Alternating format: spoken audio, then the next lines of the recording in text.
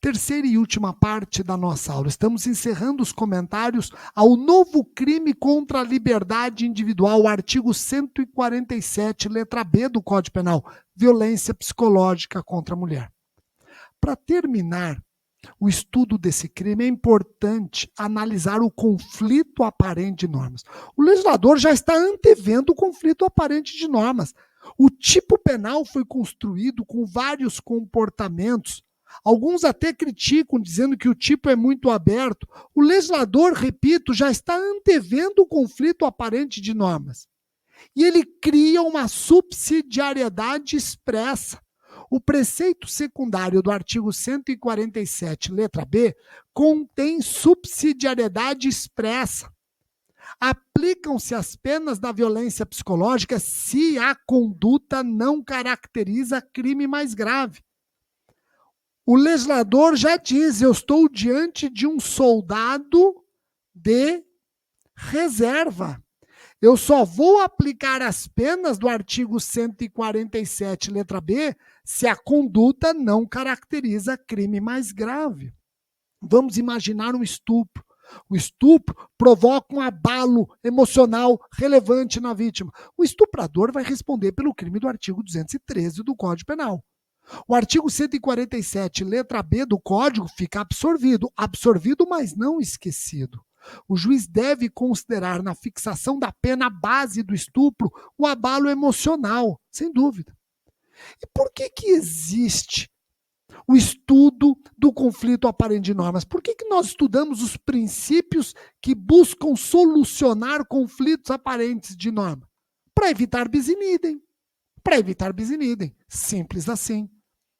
Então, o estupro, gerando esse dano emocional, o agente responde pelo 213, não responde pelo 147, letra B. O artigo 147, letra B, fica absorvido, mas o juiz considera o abalo emocional na fixação da pena base do artigo 213. Tá bom?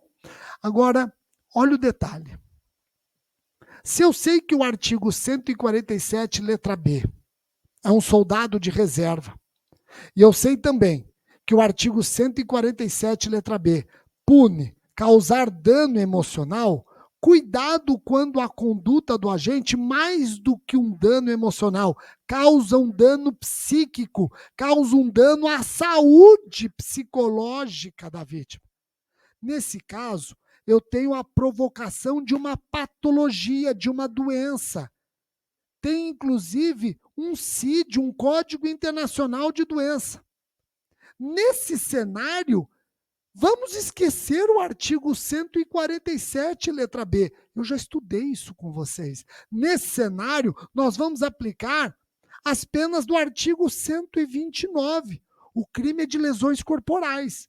Se a lesão for de natureza leve, incide o novo parágrafo 13.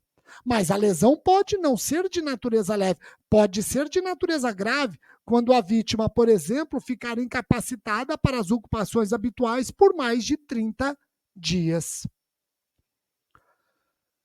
Não vamos ignorar que o 147, letra B, pode absorver crimes menos graves. É possível que o 147B venha absorver infrações penais menos graves. Será o caso, por exemplo, dos crimes de ameaça, constrangimento ilegal. Estes comportamentos integram o 147, letra B, ficando absorvidos. Mas no tema conflito aparente de normas, eu não tenho dúvidas de que a questão mais intrigante é essa aqui, ó. O conflito aparente entre o 147, letra B, e o delito de perseguição ou stalking. Especialmente porque o crime de perseguição é de ação penal pública condicionada à representação, apesar de ter uma pena mais elevada do que a pena da violência psicológica. Rogério, deixa eu ver se eu entendi. Você está preocupado com o conflito aparente das normas do 147, letra A, e do 147, letra B, exatamente. Vamos imaginar um cenário em que o agente persegue incessantemente a vítima, causando um abalo emocional relevante. Você acha que esse agente que persegue incessantemente essa vítima, com ameaças, provocando abalo emocional, responde pelo crime de perseguição, stalking, ou o crime de violência psicológica? 147, letra B. Esse exemplo já demonstra que há uma sobreposição. Nós temos aqui uma possibilidade grande de conflito aparente. E agora? Eu montei uma tabelinha para ver se consigo ajudar, sempre dependendo da análise do caso concreto. As condutas de vigilância constante, perseguição contumaz e violação de intimidade serão reconduzidas ao crime de perseguição. Exige reiteração. Não exige um resultado específico, uma ameaça à integridade física ou psíquica, restrição à capacidade de locomoção ou invasão ou perturbação à esfera da liberdade ou privacidade da vítima, mas sem um resultado específico. Já a violência psicológica retrata condutas de constrangimento, humilhação, manipulação, isolamento, chantagem e ridicularização que geram danos emocionais. Exige reiteração? Não. Se é possível reiteração, sim. Mas não exige reiteração. Nós já falamos que o 147B é um crime impropriamente habitual. Pode ser praticado com uma conduta ou de maneira reiterada. Uma conduta é suficiente. A reiteração de condutas não implica pluralidade de crimes. O crime é um só, não desnatura a unidade do crime. O juiz vai considerar a pluralidade de condutas na fixação da pena. E, diferentemente do 147A, o 147B exige a provocação de dano emocional. Tá? Esse quadro, para ficar mais factível, vai depender do caso concreto. O caso concreto vai te ajudar a decidir se há perseguição ou se há violência psicológica. Rogério, mas será que não é possível o concurso dos dois crimes? Não é possível o agente responder pelo 147A e pelo 147B?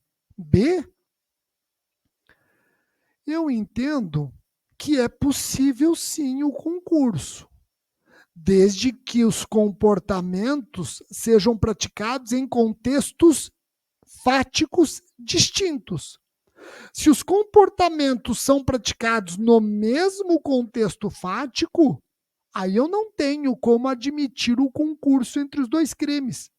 O crime mais grave, o 147, letra A, que depende de representação da vítima, vai absorver o crime menos grave, o 147, letra B, e que não depende de representação da vítima. Então, olha, em tese, será possível o concurso efetivo do 147A e 147B quando cometidos em contextos distintos. Se no mesmo contexto fático, esqueça o concurso de crimes. Logo, se o casal, por exemplo, estava separado e o ex-marido persegue reiteradamente a ex-mulher através de ameaças que a intimidam, restringem sua liberdade de locomoção e geram dano emocional, está presente o mesmo contexto fático, então a gente não tem como responder pelos dois crimes inseridos até no mesmo título. Vai responder pelo crime mais grave, o 147, letra A, ficando absorvido o 147, letra B. Agora, o juiz vai considerar o dano emocional na fixação da pena do 147, letra A. Ficou fácil. Rogério, entendi. Mas você mesmo disse que o 147, letra A, depende de representação da vítima.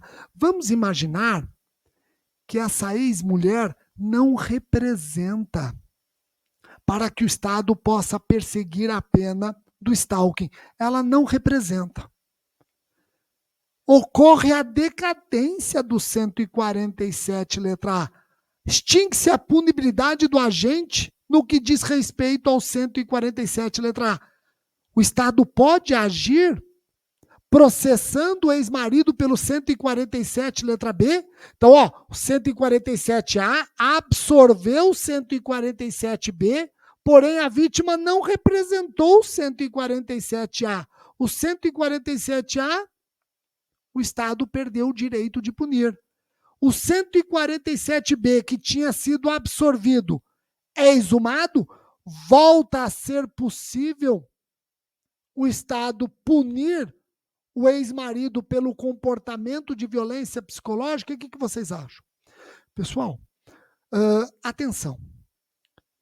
Quando nós trabalhamos o conflito aparente de normas, nós trabalhamos princípios que buscam criar uma ordem normativa e evitar bis in idem. O que não se admite é o ex-marido responder pelo 147A e pelo 147B quando cometidos no mesmo contexto fático. Isso seria bis in idem. O mesmo comportamento, sofrendo dois tipos distintos, dois tipos incriminadores distintos, isso é bis in idem. Isso não se admite. Por isso que o mais grave absorve o menos grave. Mas a partir do momento em que a vítima não representa o mais grave, extingue-se a punibilidade do mais grave, o menos grave que tinha sido absorvido volta intratado. Eu vou poder, sim, perseguir a pena do artigo 147, letra B. O Estado vai poder punir o ex-marido pelo 147, letra B. Não tem problema algum. O crime é de ação penal pública incondicionada. E se estava absorvido, deixou de ser absorvido quando extinguiu-se a punibilidade do 147A. E não há risco de bis in idem, porque ele estará respondendo em razão de um fato por um só crime. Repito, que tinha sido absorvido, deixou de ser absorvido em razão da extinção da punibilidade do crime mais grave.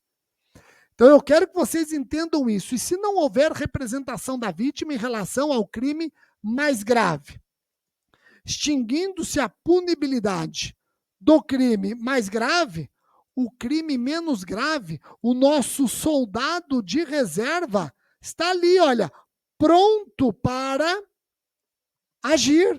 O Estado vai poder punir o ex-marido pelo crime do 147, letra B, sem implicar em dupla valoração em prejuízo do agente, sem implicar em bis in idem. Compreenderam? Eu encerro a nossa aula falando da importante alteração na Lei Maria da Penha.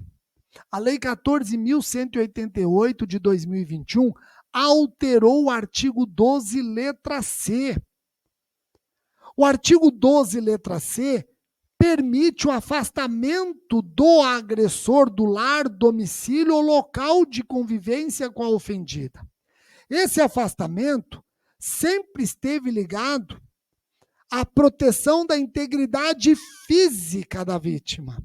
Agora, com a criação do crime de violência psicológica, permite-se essa medida protetiva quando presente esta espécie de violência, a violência psicológica. Então, a alteração é pequena, mas muito significativa, pois deixa claro que o risco à integridade psicológica, não só à integridade física, também é suficiente e necessária para o deferimento das medidas protetivas de urgência. E dessa forma, eu termino os comentários aos principais aspectos da Lei 14.188 de 2021. Claro, eu tenho aqui as minhas primeiras impressões democratizadas, compartilhadas com vocês. Esta lei ainda vai ser objeto de vários estudos. Eu mesmo vou estudá-la em cima do que outros doutrinadores vão produzir, mas são as minhas primeiras impressões. Espero que você tenha gostado e até o nosso próximo encontro.